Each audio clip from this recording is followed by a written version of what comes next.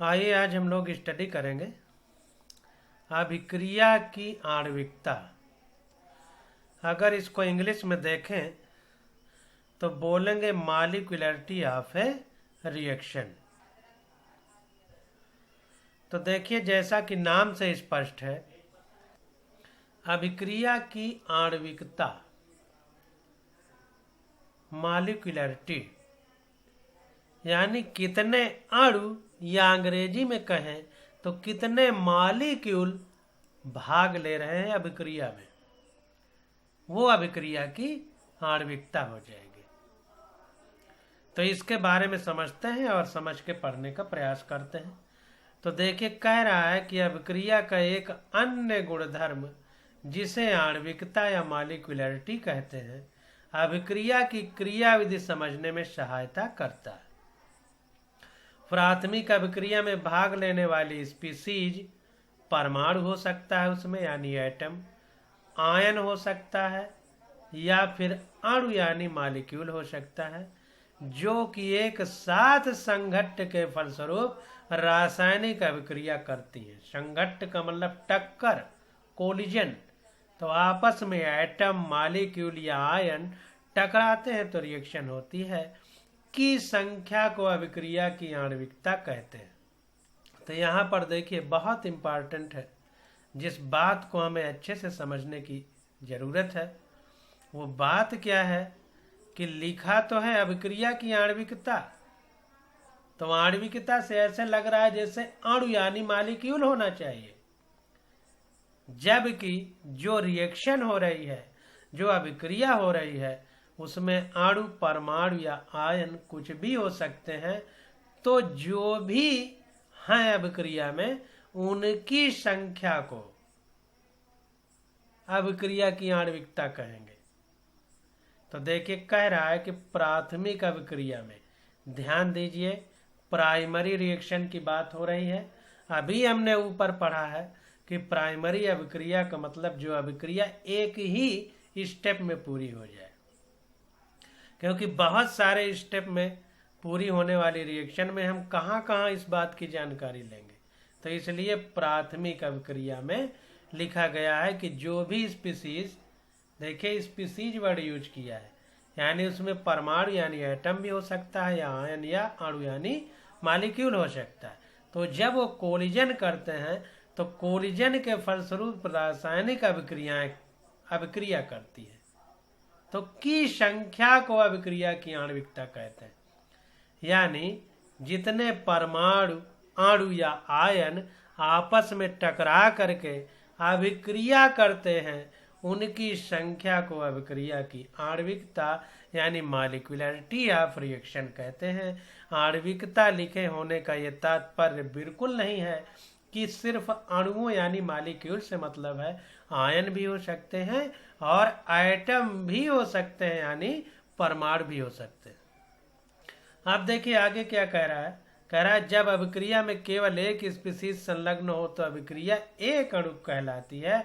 उदाहरणार्थ ammonium nitride का अपघटन यानी टूटना या डिसोसिएशन। देखिए, जब आयन में टूटे तो इसी अपघटन को आयनन कह देते हैं, और जब सिंपल मॉलिक्यूल में टूटे तो इसको हम अपघटन या डिसोसिएशन कहते हैं। तो देखिए, NH4NO2 से N2 और H2O के दो मॉलिक्यूल बन रहे हैं।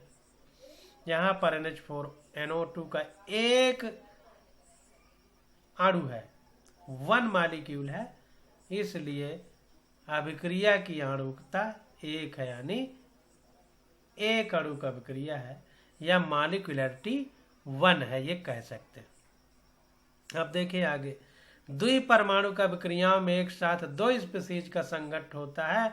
उदाहरणार्थ हाइड्रोजन आयोडाइड का वियोजन। तो 2HI से H2+I2, वियोजन का मतलब टूटना।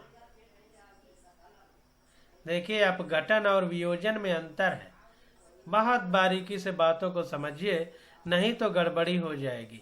यहाँ पर वियोजन लिखा है, यहाँ पर अपघटन, दोनों में क्या अंतर है? दोनों में अंतर यह है कि यह हाइड्रोजन और आयोडीन के मिलने से हाइड्रोजन आयोडाइड बना है, और जब ये वियोजन हुआ तो H2 और O2 यानी हाइड्रोजन और आयोडीन जिससे मिलके बना था उसी रूप में फिर से आ गया। तो ये वियोजन है। यहाँ पर देखिए अपघटन शब्द लिखा है, तो यहाँ पर NH4NO2 नाइट्रोजन, हाइड्रोजन और ऑक्सीजन से मिलके बना है, लेकिन नाइट्रोजन, हाइड्रोजन और ऑक्सीजन सब अलग अलग नहीं हो रहे। अगर अलग अलग होते तो वियोजन हम कह देते, अलग अलग नहीं हो रहा है इसलिए अपघटन लिखा है। तो ध्यान दीजिए, हमसे थोड़ा गलती हो गई। अपघटन को डिकम्पोजिशन बोलते हैं, अपघटन को डिकम्पोजिशन और वियोजन को डिसोसिएशन बोलते हैं। थोड़ा सा मिस्टेक हुई है, इसको सुधार करें। अपघटन को डिकम्पोजिशन बोलते हैं, डिकम्पोज होना यानी टूट जाना, और वियोजन को डिसोसिएशन कहते हैं यानी अपने ही यौगिकों में टूट जाना या तत्वों में अलग अलग हो जाना, डिसोसिएशन है। वियोजन जिसको कहते हैं, तो वियोजन को अंग्रेजी में डिसोसिएशन और अपघटन को अंग्रेजी में डिकम्पोजिशन बोलेंगे। इसको ध्यान दीजिए, थोड़ा सा मिस्टेक हो रहा था। आप देखिए, त्रिपरमाणु अभिक्रियाओं में एक साथ 3 स्पीसीज का संघट्ट होता है यानी कोलिजन होता है या टक्कर होती है, जैसे 2NO + O2 से 2NO2। यहाँ पर NO के 2 मॉलिक्यूल हैं, O के 1 मॉलिक्यूल है, यानी 3 मॉलिक्यूल है, तो त्रिपरमाणु अभिक्रिया है यानी मॉलिक्यूलरिटी 3 है। तो जितने आयन या परमाणु या अणु अभिक्रिया में टक्कर मार करके उस अभिक्रिया को अंजाम देते हैं उसे हम अभिक्रिया की आणविकता या मॉलिक्यूलरिटी ऑफ रिएक्शन बोलते हैं। यहाँ पर 1 है तो मॉलिक्यूलरिटी 1 है, यहाँ पर 2 है तो मॉलिक्यूलरिटी 2 है, यहाँ पर 2 और 1 3 है तो मॉलिक्यूलरिटी 3 है। अब देखिए आगे समझिए, कह रहा है कि उचित विन्यास के साथ 3 से अधिक अणुओं के एक साथ संघट्ट के उपरांत अभिकृत होने की संभाव्यता अत्यंत कम होती है। अतः त्रिअणुक अभिक्रियाओं की अभिक्रियाएं त्रिअणुक आणविकता की अभिक्रियाएं बहुत कम होती हैं और धीमी गति से बढ़ती हैं। तो ध्यान दीजिए कि जो त्रिअणुक आणविकता है जिनकी यानी मॉलिक्यूलरिटी 3 है, उसके बाद 4, 5, 6 ये बहुत कम रिएक्शन मिलती हैं, क्योंकि 4 या 4 से अधिक अणुओं, परमाणुओं या आयनों के आपस में टकराने की संभावनाएं बहुत कम होती हैं, और अगर टक्कर भी होती है तो अभिक्रिया बहुत धीमी गति से आगे बढ़ती है। तो इस बात से स्पष्ट है कि जटिल अभिक्रियाएं जिनमें स्टिकियोमेट्रिक समीकरण में 3 से अधिक अणु होते हैं वे 1 से अधिक पदों में होनी चाहिए। जैसे, तो एक चीज ये भी स्पष्ट हो गई कि 3 अणु से ज्यादा टकराने की संभावना कम है, संभाव्यता मतलब संभावना बहुत कम है, और अभिक्रिया भी बहुत धीमी होती है और कई स्टेप में होती है। जैसे KClO3 + 6FeSO4 का 6FeSO4 + 3H2SO4 से KCl + 3Fe2SO4 का होल थ्राइस + 3H2O बन रहा है।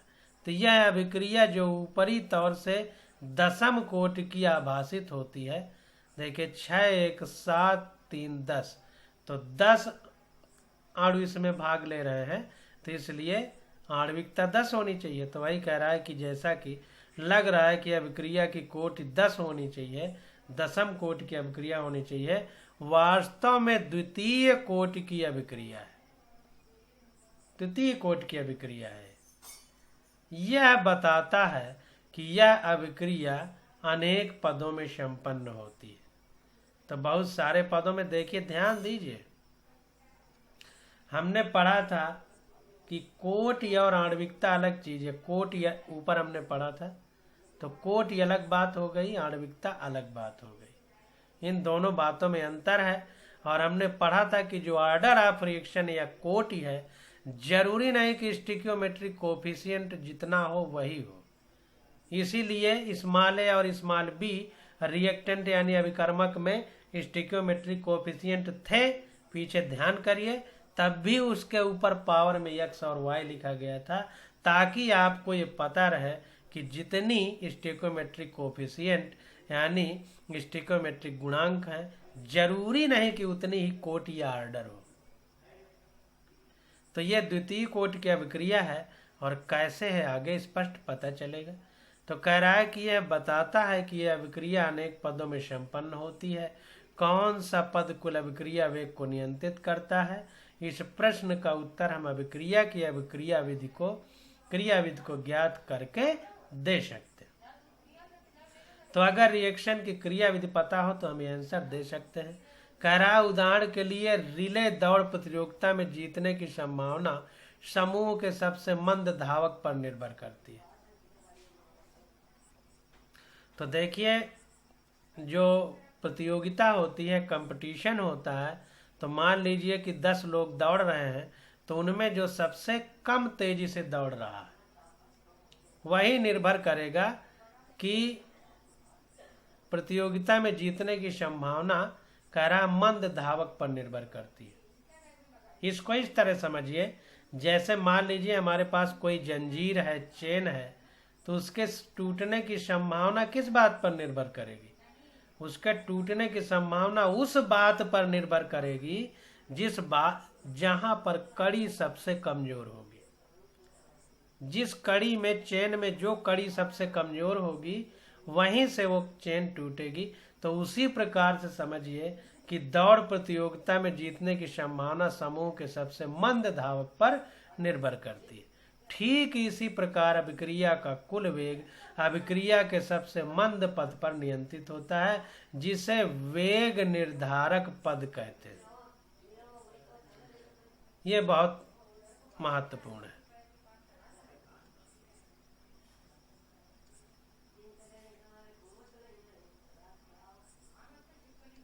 तो यहाँ तक अंडरलाइन हो गया। तो ये बात निकल करके सामने आई है कि अगर किसी अभिक्रिया का वेग हमको निकालना है, तो अगर अभिक्रिया कई पदों में हो रही है, तो उन सारे पदों में जो सबसे स्लो स्टेप होगा उसी से अभिक्रिया के वेग यानी रेट को डिटरमाइन करेंगे, और उसको रेट डिटरमाइनिंग स्टेप या हिंदी में अभिक्रिया निर्धारक पद कहेंगे। वेग निर्धारक, अभिक्रिया का वेग निर्धारक पद कहेंगे। अब देखिए, क्षारीय माध्यम में यानी बेसिक मीडियम में आयोडाइड आयन से उत्प्रेरित हाइड्रोजन पराक्साइड के अपघटन की अभिक्रिया पर विचार कीजिए। अपघटन का मतलब डिकम्पोजिशन। तो यहाँ पर देखिए 2H2O2 ये हाइड्रोजन पराक्साइड है, H2O2 हाइड्रोजन पराक्साइड होती है, क्षारीय माध्यम है यानी बेसिक मीडियम है, I-। अब देखिए क्षारीय माध्यम है तो कैसे पता कि क्षारीय यानी बेसिक माध्यम है? तो हमने एसिड बेस की ब्रांस्टेड लोरी अवधारणा पढ़ी थी, आर्हेनियस अवधारणा पढ़ी थी, तमाम पढ़ी थी। तो सीधी सी बात है कि जो हाइड्रोजन को ले ले वो क्षार है, जो हाइड्रोजन दे दे वो अम्ल है। तो यहाँ पर देखिए माइनस चार्ज है, हाइड्रोजन H+ होता है, तो H+ से मिलके HI बना सकता है, तो इसका मतलब H+ को ले सकता है, इसलिए माध्यम क्षारीय है। तो 2H2O + O2 बना है। इस अभिक्रिया के लिए निम्नलिखित वेग समीकरण प्राप्त होता है। तो इसके लिए अगर वेग समीकरण लिखा जाए तो वेग समीकरण में हम अभिकर्मक यानी रिएक्टेंट को लिखते थे, प्रोडक्ट को नहीं लिखते थे। हालांकि प्रोडक्ट को भी लिख सकते हैं, बस इसको निगेटिव लिखेंगे तो इसको पॉजिटिव लिख सकते हैं। लेकिन पीछे जितना हमने पढ़ा है तो रिएक्टेंट की ही बात की गई है, और यहाँ भी वैसे ही चल रहा है। तो जैसा एनसीईआरटी में चलेगा उसी को हम फॉलो करेंगे। तो यहाँ पर देखिए वेग यानी रेट इक्वल टू रिएक्टेंट घटता है जैसे जैसे अभिक्रिया आगे बढ़ती है। तो घटने को कैसे बताया जाए? तो ऋण चिन्ह से बताया जा रहा है। तो -D कंसंट्रेशन ऑफ या मोलर कंसंट्रेशन ऑफ H2O2/dt यानी सांद्रता में परिवर्तन समय के अनुसार, या सांद्रता परिवर्तन की दर कह सकते हैं। तो इस अभिक्रिया के लिए निम्नलिखित वेग समीकरण प्राप्त होता है। तो वेग इक्वल टू -D कंसंट्रेशन या molar concentration of H2O2/dt equal to constant K। ये समानुपाती होता है, हटाएंगे तो K कांस्टेंट आ जाएगा। तो ये हो जाएगा H2O2 कंसंट्रेशन ऑफ H2O2 और कंसंट्रेशन ऑफ I-। अब देखें यहाँ पर, समझिएगा बात को, यह अभिक्रिया H2O2 एवं I माइनस प्रत्येक के प्रति प्रथम कोटि की है। ध्यान दीजिए, ये हम अपने से नहीं लिख रहे हैं। हमने पीछे पढ़ा था कि अभिक्रिया के वेग का निर्धारण प्रायोगिक तौर पे हो सकता है, कैलकुलेशन के तौर पे नहीं हो सकता है, सैद्धांतिक तौर पे कॉन्सेप्चुअल नहीं होता, प्रैक्टिकली होता है। तो प्रैक्टिकल में ये भी रहा होगा, इसलिए लिखा गया है। तो कह रहा है यह अभिक्रिया H2O2 एवं I माइनस प्रत्येक के लिए प्रथम कोटि की है, क्योंकि H2O2 के ऊपर भी पावर 1 है, I माइनस के ऊपर भी पावर 1 है, तो दोनों के लिए प्रथम कोटि की है। प्रमाण अभिक्रिया के दो पदों में उत्पन्न होने का संकेत देते हैं, और ये प्रमाण अभिक्रिया के दो पदों में होने का संकेत देते हैं। तो दोनों की कोटि एक एक अलग अलग है, तो दोनों में दो पदों में अभिक्रिया हो रही है, ये संकेत मिल रहा। अब कैसे हो रही है? तो पहले H2O2 की अभिक्रिया हमारी I माइनस से हुई, तो बना हमारा H2O प्लस IO माइनस। ये मंद पद है, यानी स्लो स्टेप है। अब यहाँ पर देखिए, ध्यान दीजिए कि I माइनस जो है ये बेस है, तो I माइनस हमारा बेस है, और H2O को लिखें अगर H2O2 को, तो इस तरह हम लिख सकते हैं। तो चूंकि यहाँ पर देखिए I माइनस बेस है, और हमने आपको बताया था फोन, FON, फोन सबसे ज़्यादा इलेक्ट्रोनिगेटिविटी फ्लोरीन की, फिर ऑक्सीजन की, फिर नाइट्रोजन की। विद्युत ऋणात्मकता अगर देखी जाए तो सबसे ज़्यादा फ्लोरीन की, फिर ऑक्सीजन की, फिर नाइट्रोजन की। तो यहाँ पर क्या होता है कि I माइनस बेसिक है, तो ये क्या करता है कि ऑक्सीजन को अपने साथ जोड़ लेता है। तो चूंकि ऑक्सीजन ज़्यादा इलेक्ट्रोनिगेटिव है, और इलेक्ट्रोनिगेटिव यानी विद्युत ऋणात्मकता का मतलब क्या है? तो विद्युत ऋणात्मकता का मतलब होता है कि जो बंध बना है, जैसे I और O के बीच में आबंध है या बांड है, तो उस बांड के इलेक्ट्रॉनों को अपनी ओर खींचने की प्रवृत्ति को विद्युत ऋणात्मकता कहते हैं। तो देखिए, इसने I माइनस में जो इलेक्ट्रॉन है उसको अपनी ओर खींचा, तो इसलिए ऑक्सीजन ऋणावेशित हो गया, I वाला ऋणावेश, I का ऋणावेश खत्म हो गया। तो ये H2O बन गया और ये IO माइनस बन गया। इस प्रकार से इसको समझना। अब देखिए अगले स्टेप में क्या होता है, फिर H2O2 की IO माइनस से रिएक्शन होती है, तो ये H2O प्लस अब I माइनस हो जाती है, और एक ऑक्सीजन फिर से आकर के O2 बना लेता है। इस प्रकार से रिएक्शन होती है दो पदों में। अब यहाँ पर देखिए, इस बात से कंफ्यूज नहीं होना कि H2O2 से एक और निकला तो H2O बना, फिर H2O2 प्लस IO माइनस से H2O बना, एक वो ये मिलके O2 बन गया। तो हर एक चीज न्यूट्रल रहना चाहती है, तो ऑक्सीजन दूसरी ऑक्सीजन से मिलकर के O2 बना लिया। तो दोनों पद द्विअणुक प्राथमिक अभिक्रिया है। तो देखिए इसमें भी दो अणु भाग ले रहे हैं, एक ये, तो द्विअणुक यानी इसकी मॉलिक्यूलरिटी या आणविकता 2 है। इसमें भी एक अणु ये है, एक अणु ये है, तो इसकी भी मॉलिक्यूलरिटी 2 है, यानी आणविकता 2 है। तो वही कह रहा है कि दोनों पद द्विअणुक प्राथमिक अभिक्रियाएं हैं। IO माइनस स्पीसीज को मध्यवर्ती कहते हैं, यानी इसको मीडियम कह सकते हैं, मध्यवर्ती, मीडिएटर कह सकते हैं। इसको थोड़ा इंग्लिश में देखते हैं। कह रहा है species IO minus is called as intermediate, intermediate इसको बोलते हैं, मध्यवर्ती यानी इंटरमीडिएट, क्योंकि यह अभिक्रिया में निर्मित होती है परंतु समग्र संतुलित समीकरण में परिलक्षित नहीं होती है। तो ये अभिक्रिया में शामिल तो होती है, कह रहा है since it is form during the course of reaction but not in the overall balance equation. तो अभिक्रिया में दिखती तो है, इट इज फॉर्म्ड, परिलक्षित मतलब बनती तो है, फॉर्म तो होती है, परिलक्षित तो होती है, लेकिन अभिक्रिया में बनती है। लेकिन यहाँ पर देखिए फिर से ये खत्म होके I माइनस बन जा रहा है। तो वही कह रहा है कि परंतु समग्र संतुलित समीकरण में परिलक्षित नहीं होती है, यानी आगे नहीं बनती है। प्रथम पद मंद होने के कारण वेग निर्धारक पद है, अतः इस अभिक्रिया में मध्यवर्ती बनने की दर अभिक्रिया वेग को निर्धारित करेगी। तो ध्यान दीजिए, जो स्लो स्टेप होता है वही रिएक्शन के रेट को निर्धारित करता है, अतः इस अभिक्रिया में मध्यवर्ती यानी इंटरमीडिएट बनने की दर अभिक्रिया वेग को निर्धारित करती है। तो कितना इंटरमीडिएट बन रहा है, क्योंकि ये मंद पद है, स्लो स्टेप है, और यही इंटरमीडिएट है IO माइनस।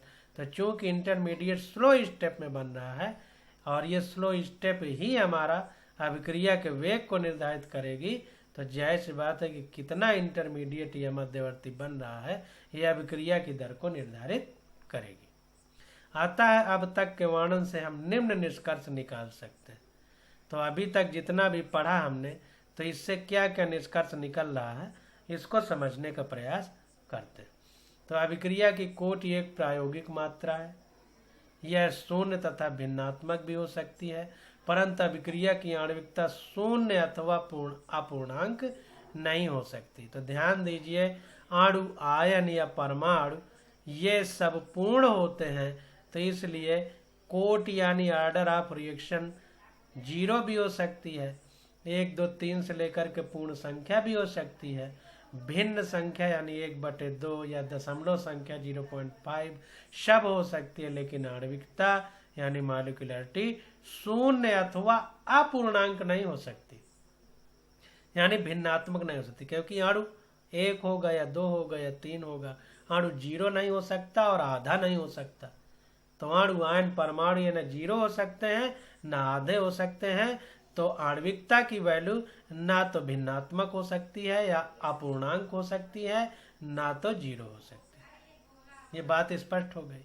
आगे देखिए क्या कह रहा है। कह रहा है अभिक्रिया की कोटि प्राथमिक एवं जटिल दोनों प्रकार की अभिक्रियाओं पर लागू होती है, जबकि अभिक्रिया की आणविकता केवल प्राथमिक अभिक्रिया के लिए ही परिभाषित होती है। तो ध्यान दीजिए, कोटि प्राइमरी रिएक्शन हो या कॉम्प्लेक्स हो, सब में लागू होती है, लेकिन आणविकता केवल प्राइमरी रिएक्शन यानी प्राथमिक अभिक्रिया में ही लागू होती है। जटिल अभिक्रियाओं के लिए आणविकता का कोई अर्थ नहीं है। जितनी कॉम्प्लेक्स रिएक्शन उसमें कहाँ कहाँ हम अणु गिनेंगे, उसके लिए कोई इसका सार्थक वो नहीं। जटिल अभिक्रियाओं में कोटि सबसे मंद पद की दी जाती है तथा सबसे मंद पद की आणविकता तथा कोटि समान होती है। तो ध्यान दीजिए कि जो कॉम्प्लेक्स रिएक्शन है उनमें कोटि सबसे मंद पद की दी जाती है, यानी जो ऑर्डर है वो सबसे स्लो स्टेप का दिया जाता है तथा सबसे मंद पद की आणविकता तथा कोटि समान होती है। तो जो सबसे स्लो स्टेप होता है उसकी मॉलिक्यूलरिटी और ऑर्डर सेम होता है। ये ध्यान देना है कि स्लो स्टेप, अगर मल्टीपल स्टेप में रिएक्शन हो रही है तो स्लो स्टेप की ऑर्डर निर्धारित करेगी, और जो स्लो स्टेप होगा उसके लिए ऑर्डर और मॉलिक्यूलरिटी सब समान होगी। ये भी बात ध्यान रखना। तो इस प्रकार से हमने अभिक्रिया की आणविकता के बारे में पढ़ा। अब आगे आ जाता है, ये देखिए क्वेश्चन हम सब एक साथ पीछे करेंगे, एनसीईआरटी के पीछे के जब क्वेश्चन करेंगे तो ये भी साथ में करेंगे। अब आ जाता है समाकलिक वेग समीकरण, इंटीग्रेटेड रेट इक्वेशन। समाकलन और अवकलन, समाकलन का मतलब इंटीग्रेशन, अवकलन का मतलब डिफरेंशिएशन। तो इंटीग्रेटेड रेट इक्वेशन यानी समाकलिक वेग समीकरण। तो जो वेग समीकरण है अब उनका हम समाकलन या इंटीग्रेशन करेंगे और क्या स्थिति बनेगी उसके बारे में स्टडी करेंगे। तो देखिए कह रहा है कि सांद्रता पर आधारित वेग समीकरण को अवकल वेग समीकरण कहते हैं। तो सांद्रता पर आधारित वेग समीकरण जो है इसमें हमने अवकलन किया था, dr/dt किया था। तो ये डिफरेंशिएशन था यानी अवकलन था। लेकिन अब हमें क्या बात करना है, समाकलन की बात करना। तो कह रहा है तात्कालिक वेग का निर्धारण सदैव आसान नहीं होता, क्योंकि इसका मान सांद्रता एवं समय के मध्य खींचे वक्र के टी बिंदु पर खींची गई स्पर्श रेखा का ढाल मापकर किया जाता है। चित्र 3.1। तो अब देखिए जो कंसंट्रेशन ऑफ टाइम के बीच जो ग्राफ है उसको हम एक स्लोप बना करके उसको मापेंगे। चित्र 3.1 में दिखाया गया है। 3.1 ये देखिए चित्र 3.1 दिखाया गया है। तो ये ढाल जो है इसको स्लोप अंग्रेजी में कहते हैं। तो इसके माध्यम से कहने का मतलब बताना है। ये का ग्राफ है, ये खा ग्राफ है। इसमें चूंकि अभिक्रियक घटते हैं जैसे जैसे रिएक्शन आगे बढ़ती है तो स्लोप नीचे को जा रहा है, उत्पाद बढ़ते हैं धीरे धीरे तो स्लोप ऊपर को जा रहा है। इसको ध्यान देना है।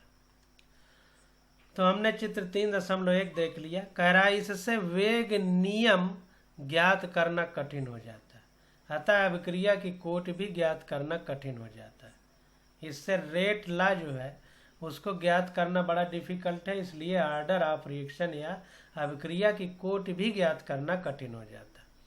इस कठिनाई के निवारण हेतु हम वेग समीकरण को समाकलित करके समाकलित वेग समीकरण प्राप्त कर सकते हैं।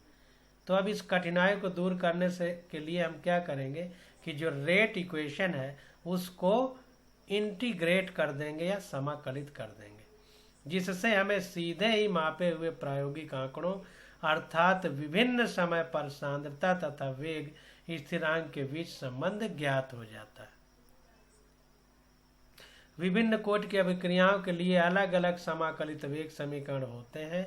यहाँ पर हम केवल शून्य एवं प्रथम कोट की अभिक्रियाओं के लिए ही समाकलित वेग समीकरणों की व्युत्पत्ति करेंगे।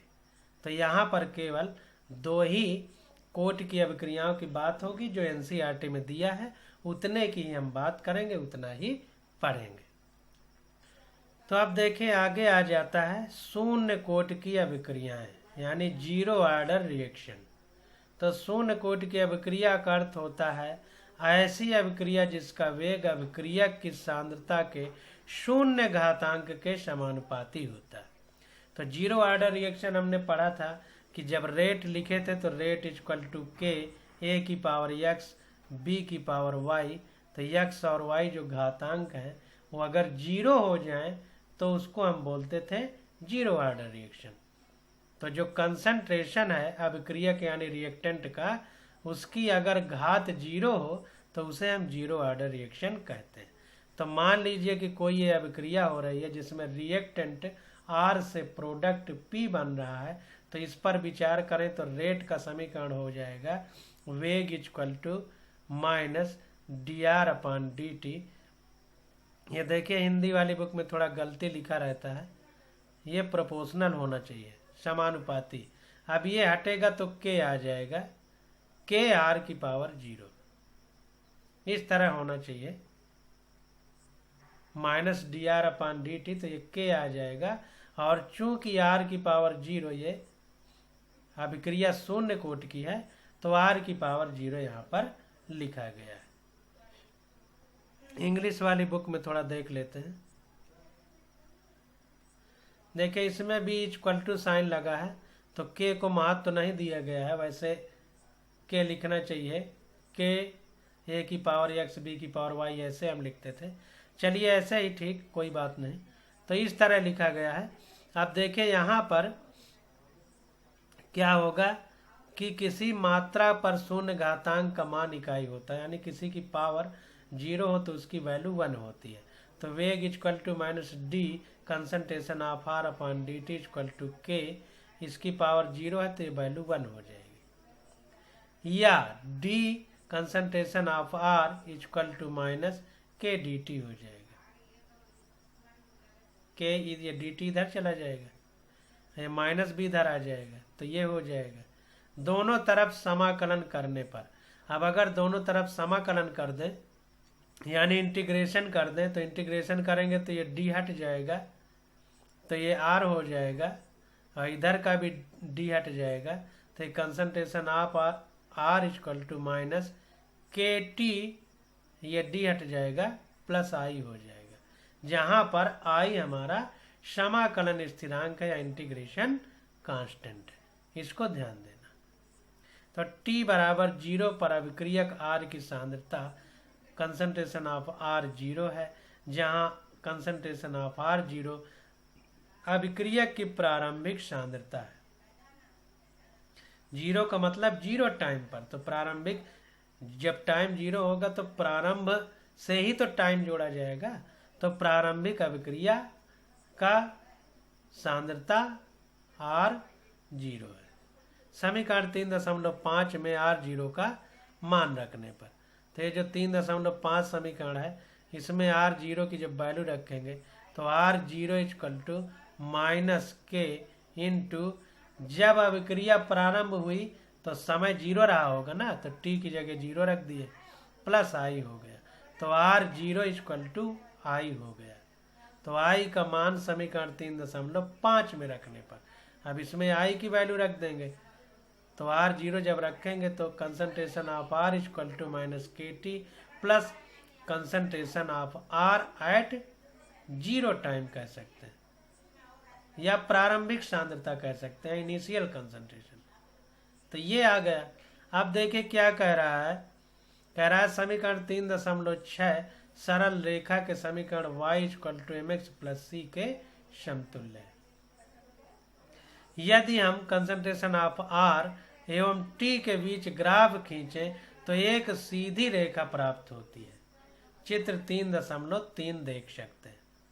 तो कह रहा है कि अगर हम कंसंट्रेशन ऑफ R यानी अभिक्रियक की सांद्रता और समय के बीच ग्राफ खींचे तो एक सीधी रेखा प्राप्त होती है। ये सीधी रेखा, इस सीधी रेखा का ढाल K है, जिसको माइनस ढाल या स्लोप लिखा गया।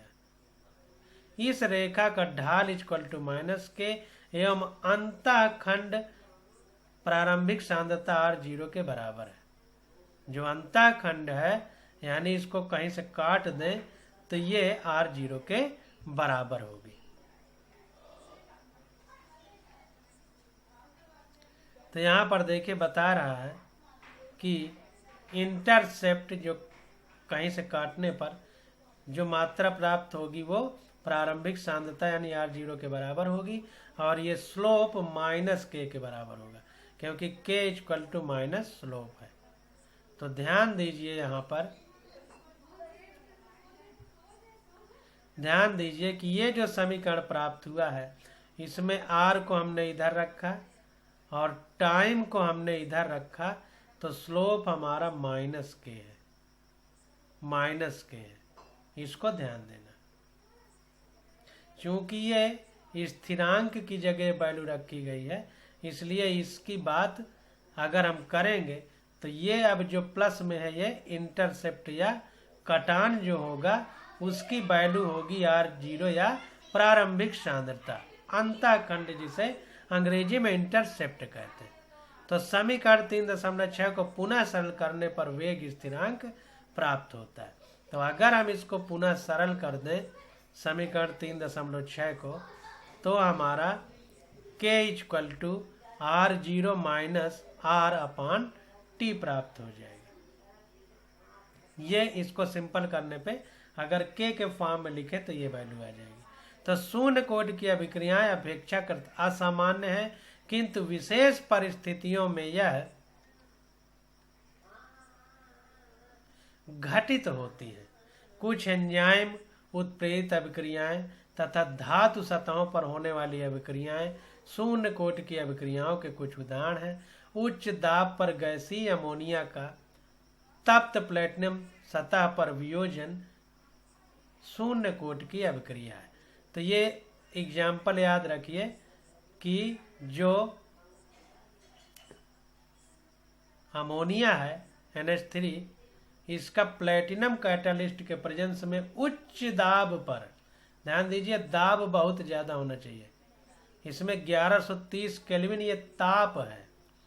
ध्यान दीजिए यहाँ लिखा है उच्च दाब, जबकि यहाँ पर उच्च ताप लिखा गया है, तो इसको भी इंग्लिश में थोड़ा देखते हैं। Hot platinum surface at high pressure, उच्च दाब और ताप भी उच्च है, दोनों उच्च हो गए। तो उच्च दाब पर गैसीय अमोनिया का तप्त प्लेटिनम यानी उच्च ताप पर सतह पर वियोजन यानी डिसोसिएशन शून्य कोट की अभिक्रिया है। तो ध्यान दीजिए, इसको अंडरलाइन करिए। सीधा नीट में पूछ सकता है कि ये अभिक्रिया जीरो ऑर्डर है या फर्स्ट ऑर्डर है या सेकंड ऑर्डर है, तो जीरो कोट की अभिक्रिया। अब चूंकि जीरो कोट की अभिक्रिया है तो जो रिएक्टेंट है तो वेग इक्वल टू के NH3 की पावर 0 हो जाएगा, क्योंकि जीरो कोट की अभिक्रिया है। और NH3 की पावर 0, किसी चीज की पावर 0 हो तो उसकी वैल्यू 1 होती है। तो जब 1 रखेंगे तो सीधा वेग बराबर के यानी रेट इक्वल टू के आ जाएगा। अब देखिए, इस अभिक्रिया में प्लेटिनम की सतह उत्प्रेरक का कार्य करती है। तो जो प्लेटिनम की सरफेस है वो कैटालिस्ट का काम करती है। उच्च दाब पर धातु की सतह गैस अणुओं से संतृप्त हो जाती है। जब हम प्रेशर बहुत ज्यादा लगा देते हैं तो प्रेशर में दाब ज्यादा लगेगा, तो प्लेटिनम की सतह पर सारे अमोनियम गैस के मॉलिक्यूल आ जाते हैं। इसलिए अभिक्रिया की परिस्थितियों में और अधिक परिवर्तन धातु सतह पर उपस्थित अमोनिया की मात्रा में परिवर्तन नहीं कर सकता है। तो उच्च दाब रहता है तो धातु सतह पर जो उपस्थित अमोनिया की मात्रा है उसमें और अधिक परिवर्तन नहीं कर सकता है। आता है अभिक्रिया वेग।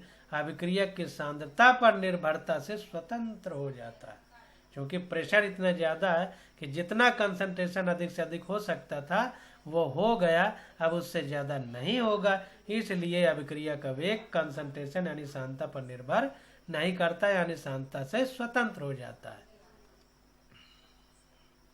स्वर्ण सतह पर यचाई का ऊष्मीय वियोजन शून्य कोट की अभिक्रिया का एक अन्य उदाहरण है। एक एग्जाम्पल और बता दिया, ये एग्जाम्पल सब लिख लीजिए, याद कर लीजिए कि गोल्ड की प्लेट पर या गोल्ड की पन्नी पर HI का ऊष्मीय वियोजन यानी thermal dissociation zero order reaction का एक अदर एग्जाम्पल है। अब आगे आ जाता है हमारा प्रथम कोट की अभिक्रियाएं। तो इसकी स्टडी हम लोग अगले लेक्चर में करेंगे। आज बस यहीं तक।